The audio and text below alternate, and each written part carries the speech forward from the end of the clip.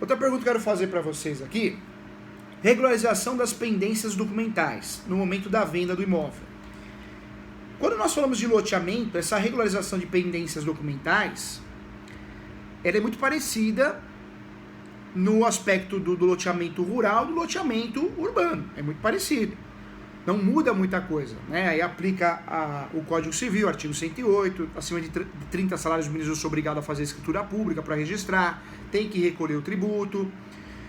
O que muda nessas transações não é a parte de regularização dessas pendências.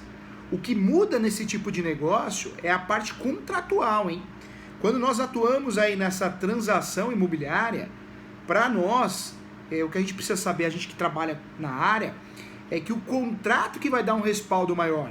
Por quê? Porque nós sabemos que uma área, que é uma área considerada uma área rural, o contrato adequado talvez não seja a escritura pública de compra e venda, porque a área era o quê? Uma área híbrida. É uma área que não tem 100% de sua regularização. Não tem 100% de registro. Isso acontece muito. Se você compra um sítio, uma chácara, uma fazenda, é quase impossível você comprar. Tem muito sítio, muita chácara, muita fazenda totalmente regularizada. Claro que tem. Depende muito de regiões também, de estados. Mas normalmente, um imóvel rural, normalmente ele tem várias pendências documentais. Ele tem 30% regularizado, os outros 50% é irregular, é posse, o restante é direitos hereditários. Então, o contrato que... não é verdade, Márcio? O contrato que nós temos que fazer... também, né? Oi, Márcio. Exceto. Também. Quando foi medido, era uma medição. Hoje, se for medir, é muito maior. Muito maior. Menor. Verdade, Márcio, verdade. Falou tudo. Então, nós que vamos dar suporte para alguém, entendedores do ramo, quando a gente vai dar um suporte para alguém em relação à compra e venda de uma transação imobiliária rural, o ideal é fazer o quê? Qual que é a orientação? Fazer um contrato pré-compra e venda ou preliminar, que é um contrato só para fechar o negócio, para ninguém desistir, para que o corretor tenha direito aí sim à sua comissão, consiga formalizar isso dentro desse contrato, e aí um segundo contrato será feito. Esse segundo ou terceiro contrato que será feito, ele será feito igual o Márcio falou, após o quê? Uma topografia, um georreferencial. Porque é justamente nessa topografia no georreferencial, né, Márcio, que a gente vai descobrir se eu estou comprando aquela área que aquele sujeito está vendendo de verdade, que ele está prometendo vender para mim. Porque na hora do vamos ver, nas transações dos imóveis rurais, o que acontece muito no Brasil, e é muito comum, o próprio sujeito, muitas vezes, ele não está agindo nem de má fé. É que ele acredita que aquela área tem aquele tamanho, ele nunca mediu, então na cabeça dele aquela área tem aquele tamanho. Mas já existe um erro lá atrás. Um erro de escritura pública, existe um erro de contratos de gaveta, existe um erro de metragem. Então toda vez que a gente participe de uma transação imobiliária rural, tem que fazer o contrato preliminar para fechar o negócio. Nesse intervalo, nesse lapso temporal do contrato preliminar para o próximo contrato, precisa ter um georreferencial, precisa ter uma topografia, porque tendo acesso ao resultado dessa topografia, desse georreferencial, eu vou saber qual que é o caminho que eu vou tomar. Se eu vou fazer uma escritura pública somente, se eu vou fazer uma escritura pública e um contrato de gaveta de cessão de direitos possessórios, ou uma escritura pública e também a cessão de direitos hereditários. Se pegar um cartório, né, um cartório que faz escritura pública de posse, ótimo, já resolve tudo ali. Tem cartório que não faz, o Calil já falou que faz, o cartório dele faz. Tem muito cartório que não faz. Tive um problema desse, senhor. Oi, Marcelo. Tive um problema desse. Teve um problema desse, Marcelo? O meu cliente, ele vendeu a fazenda dele, toda documentada, mas sem gel. A hora que foi fazer o gel, o vizinho de cima entrou na área dele. Ai, meu Deus, olha lá. Por quê? Porque o outro fotógrafo falou que podia puxar pra cá que não tinha ninguém. Não tinha nada gel referenciado. Então é o quê? É uma invasão por gel. A pessoa pega, aumenta a área dele no gel. O que tem que fazer? Se ele procurar o cara, procurou o dono, falou, não, eu não fui eu que mandei fazer. O topógrafo que tinha essa área, eu só entrei no INCA. Ele entrou com uma falou, sorte que o proprietário antes que fez é honesto. Falou, não, ele fez errado, então faz de novo. Ele vai fazer os dois gel. Tanto que entrou como que estava querendo fazer. Olha a dor de cabeça, hein, Márcio? Olha a dor de cabeça. E me fala uma coisa. Precisou tirar a carne. Ô Márcio, e aí a gente aproveita esse caso prático para trazer mais uma questão para aprofundar o assunto, é pós-graduação. A gente aproveita todas as oportunidades aqui. Aí eu pergunto para todo mundo aqui, até a Sônia que tá quietinha agora, hein? Nessa situação, se a parte nos procura e fala, ó, eu descobri através do georreferencial, da topografia, que o meu vizinho pegou uma parte minha desse imóvel rural. Qual que é a medida judicial, se isso for parar no judiciário, se não for resolvido, né, numa conciliação, num acordo, de forma extrajudicial, qual a medida judicial que eu posso usufruir, que eu devo usar? Qual que é a medida judicial que você usaria para ajudar esse cliente? Olha como tem uma discussão. E aí, fala, Márcio. Você usaria qual? Integração de posse. Dora! Integração de posse. Qual medida, Dora? Calma aí. Eu creio que aí seria uma ação demarcatória, né? Mas, professor, calma aí. Na hora de eu fazer o georreferenciamento, eu pego a declaração do confrontante. Entendeu? Na hora de fazer essa aferição, o confrontante deveria ter que adentrou dentro da área dele. Já peguei informação. Mas eu não sabia. A Dora já tá enxergando a tese da saída. Olha lá, a Dora é terrível também, hein? Eu não sabia que tinha feito, depois de fazer o gel agora, e o gel foi feito há 5 anos atrás. Então, eu não sabia. Fala, Edson. O Edson tava falando aqui. E você, Edson? Não, professor, eu creio que aí teria que entrar com uma ação demarcatória para estipular os marcos aí de cada propriedade e tentar verificar onde que está errado. Eu creio que seria isso. Pode ser que eu também esteja equivocado. Mas se ele assinou a declaração de respeito de limites, delire contra parte do próprio? Ô Dora, você vê como é a situação complexa? E é uma situação complexa, não é difícil cair na nossa mão, não. Ainda mais aí na região que vocês estão. Então, doutora, venire contra factum próprio seria, no caso, se ele estivesse utilizando daquilo, estivesse fazendo, não aceitando que o vizinho fizesse aquilo que ele faz sempre, né? Tipo assim, eu posso fazer, você não pode. Seria mais ou menos isso aí o princípio de venire contra factum próprio. Mas, por exemplo, aí tem um vício de consentimento. Ele pode ter assinado sem saber o que iria acontecer depois. Aí é nulo, né? Ele pode perfeitamente anular isso aí depois. Houve um vício de consentimento. Mas por isso que ele não pode assinar nada sem a orientação do advogado e do engenheiro. Na verdade, o que eu enxerguei lá... É uma situação bem delicada. Eu não vou assinar uma declaração de respeito de limite e lá no cartório reconhecer a firma por verdadeira, falando que aquela declaração é de fato real, sem que uma pessoa me auxilie. Se ele não tem um conhecimento jurídico, um conhecimento em agrimensura, ele tem que procurar um engenheiro, procurar um advogado e buscar orientação nesse sentido. Ele não pode sair por aí assinando uma declaração. Mas, doutora... Uma coisa tão séria. Mas, doutora, nesse mundo, as pessoas procuram um advogado só em última instância. Ele vai tentar fazer tudo para não pagar honorários advocatícios. Por isso que eu falo que o advogado é o anjo do povo. Porque na hora que dá o problema, quem que vai procurar? Advogado, porque aí ele vem apagar o fogo, né? E aí é o momento que vai dar esse problema. A verdade é uma só, é cultural do brasileiro, né? Em vez de procurar o corretor de imóveis, não quer procurar para não gastar. Ah, advogado eu não vou gastar. Ah, o médico não, eu vou no farmacêutico ali, ou senão vou digitar no Google. Eu falo isso porque nós temos um advogado aqui que corta o cabelo aqui. Ele pega a maquininha e passa, mas por que você não corta o cabelo no cabeleireiro? Ah, não, gasta, é bobeira, fica gastando. Ou seja, nós temos uma cultura, né? Eu acredito muito que a gente tem cada um na sua profissão. Concordo, Edson, concordo mesmo. Nós temos que respeitar as profissões, né? Esse negócio aqui, eu sei fazer de tudo. Quem faz tudo não faz nada, não é verdade, gente?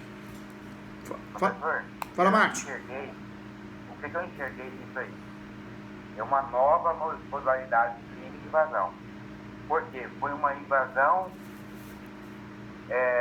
virtual. Porque as outras áreas ao redor não tinham gel. Ele chegou primeiro e fez o gel do jeito que ele queria. O agrimensor. Só fez isso por quê? Pela ausência de gel dos outros. Ninguém teve conhecimento. Não assinou termo nenhum. Simplesmente fez o gel e levou no INCA e registrou. Porque as outras áreas eram livres. Ele podia colocar em tudo, ele tinha requerido tudo para ele.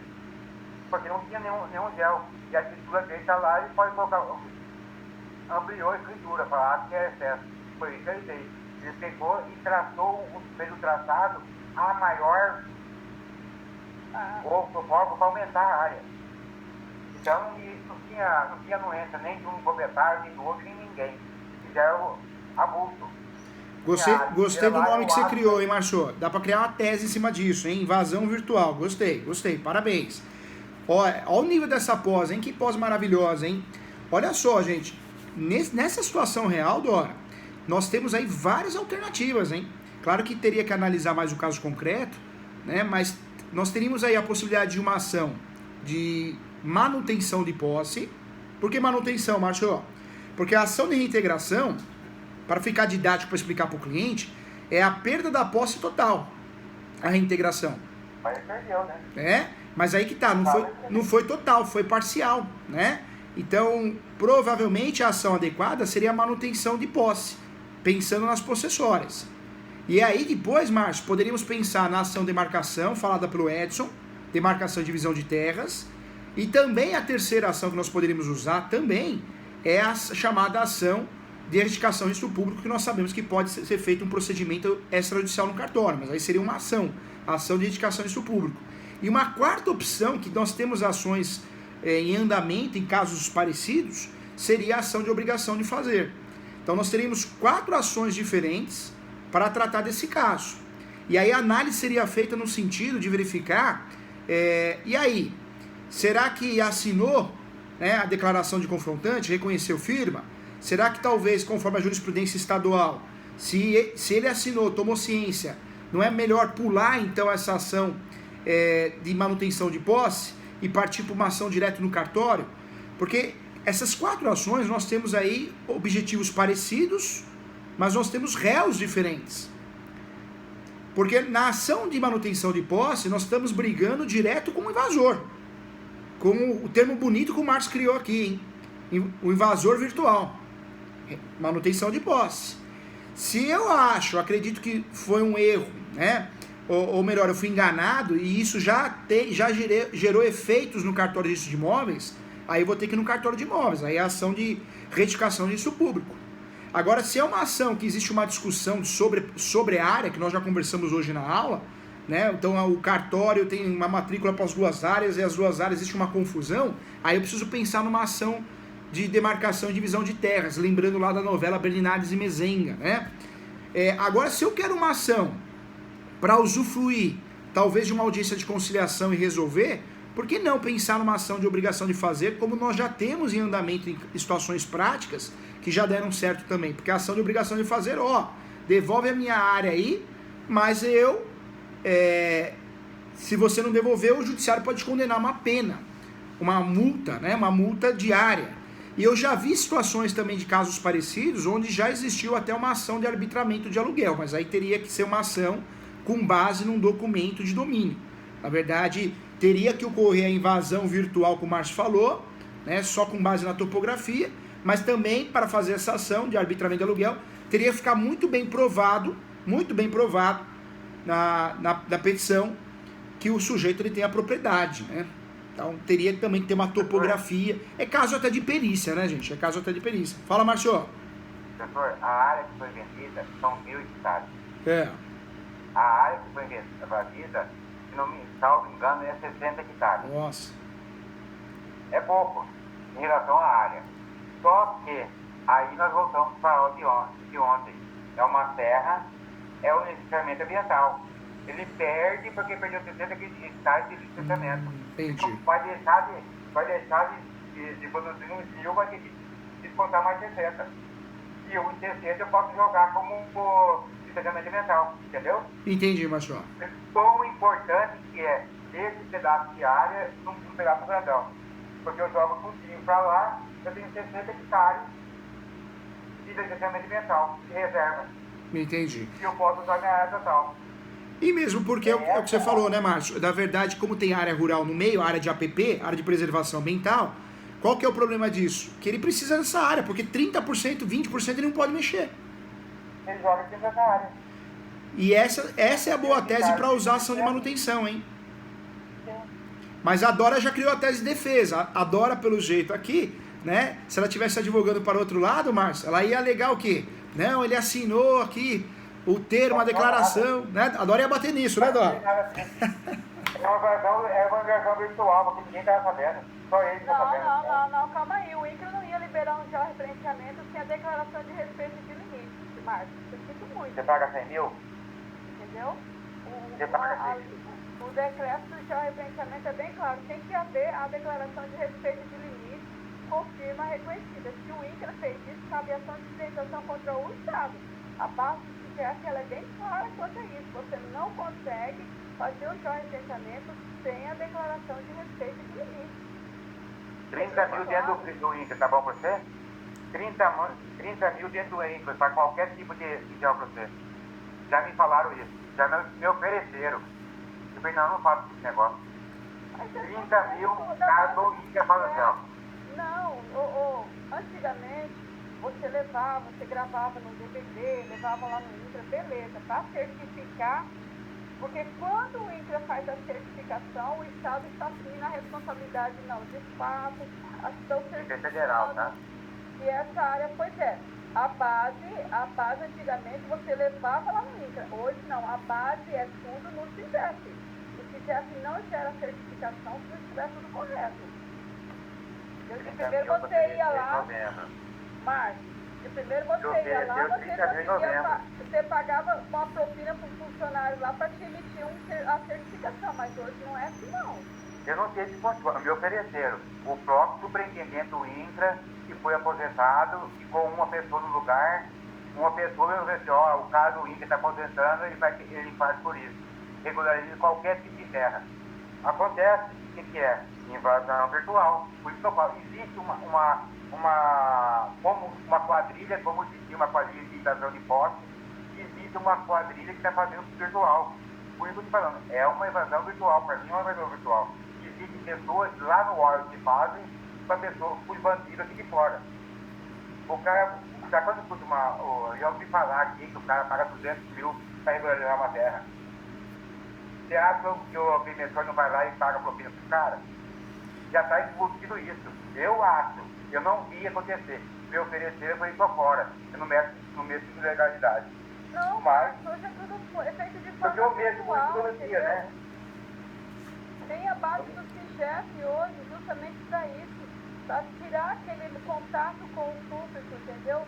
O servidor lá não ter contato com o público justamente para não pedir propina. A base do CIGEF tem justamente por causa disso. Hoje, a base do CIGEF aqui hoje no Brasil, se você arrendar a área, você vai ter que mencionar lá que aquela área está arrendada para fulano de tal, você coloca o CPF dela, você coloca até a cultura que ela vai plantar naquela área. A base do CIGEF, ela modificou muito com o andar dos anos. Hoje está totalmente diferente. Antigamente, sim, Márcia, a gente pagava propina lá no INCRA, com INCRA com certificação. Hoje não. Entendeu? Hoje não. Olha, tem uma ideia. Eu já peguei duas escrituras, uma de um banco que me pediu para fazer a avaliação e outra do Tribunal do Rio de Janeiro, que foi penhorada uma terra aqui para frente do Seio. Uma no extremo, em cima, perto de nós. Adivinha o que deu? Fizemos já o deu aonde? Xingou. Lá em cima. Essa outra onde que deu? Xingou aqui embaixo. Ou seja, fraude processual. As duas, uma penhorou do banco, pegou o dinheiro do banco, não sei quem fez, fizeram com helicóptero. Quem que fraudou? O avaliador, ou a pessoa do banco, com certeza aceitou uma coisa dessa, não foi lá no local. E agora, o que faz? E o cara que penhorou essa terra lá no Rio de Janeiro? Ô Márcio, até para poder... Pós é isso, é discussão, é isso que torna a pós mais gostosa, né? E a gente consegue aprofundar o assunto, aprender mais. É isso aí. É muito bacana isso. Agora, o que é importante, viu, Márcio? É verdade, essa questão digital, ela ajuda muito em relação a evitar fraudes, corrupções, né? O processo mesmo digital, quando passou a ser digital, a parte e os patronos perderam aquele acesso com o servidor. Então, é algo muito bacana e é algo que está acontecendo já há algum tempo, já há alguns anos, também dentro desses processos administrativos, né? INCRA, entre outros. Ajuda bastante. É claro que tem, né? No Brasil e no mundo tem corrupção para todo lado, muita coisa errada, mas melhorou bastante nesse sentido. Agora, nessa situação prática aqui, a Dora enxergou uma tese de defesa muito boa, né? Você bater ali e falar, opa, não tem nada de errado, você assinou, como que você assinou uma declaração, né? É a tese de defesa, uma tese de defesa, uma linha de defesa quando você está advogando para o outro lado e joga a responsabilidade para o Estado. Mas é um caso complexo e muita coisa pode acontecer e nós não temos uma jurisprudência padrão nesse sentido. Não temos. Na verdade, nós temos ações diferentes e resultados diferentes. Tudo vai depender do caso concreto, vai depender da região, do estado que você está advogando, mas acontece muito, né? Essa questão da invasão virtual, isso é muito comum nas áreas, no estado aí também muito, né? Isso pode ter acontecido também por erros registrais do passado. Nós voltamos a falar aqui, tem muito imóvel sem registro aí no estado também, ou sobre matrícula, uma matrícula em cima da outra, que era sobre transcrição, demais, né? Muitos erros, né? Nós advogamos num caso aqui em São Paulo, gente, que tinham 6 matrículas do mesmo imóvel. 6 matrículas do mesmo imóvel no nome de pessoas diferentes, Márcio. 6 matrículas. E aí o único meio, né, depois de uma tentativa de regularização administrativa, o único meio foi o judicial. Por quê? Porque ali era uma situação de criar uma nova matrícula. Ali não daria para aproveitar nem o princípio da conservação da matrícula. Por quê? Porque que matrícula que vai aproveitar? São 6. Não tem como aproveitar, vai registrar. Né? Qual que é a verdadeira? Né? Porque ô Márcio, pior que a verdadeira elas eram, né? Mas era uma mas qual que é a original? E Márcio, olha a situação. Você vai ter que falar que uma das 6 é original. Mas eu tô falando. Então nós temos 6 originais. Uma tem que ser verdadeira, o resto é falsa. E vai provar qual que é a verdadeira? Difícil, né? E aí, qual que é a orientação? O próprio cartório falou, olha, por favor, façam um campeão judicial, porque é o único meio que eu tenho de regularizar isso no meu cartório. Depois, fazendo uma pesquisa, ele achou vários outros imóveis, né, no cartório dele, oficial de cartório, delegação do Tribunal de Justiça, a gente fala sempre que é dele, né, apelidinho, mas fato é que é difícil até para ele a situação. E é culpa dele, é um cartorário, né, que chegou agora. São vícios do passado, né? Então, acontece, o sistema registral é muito falho, sim.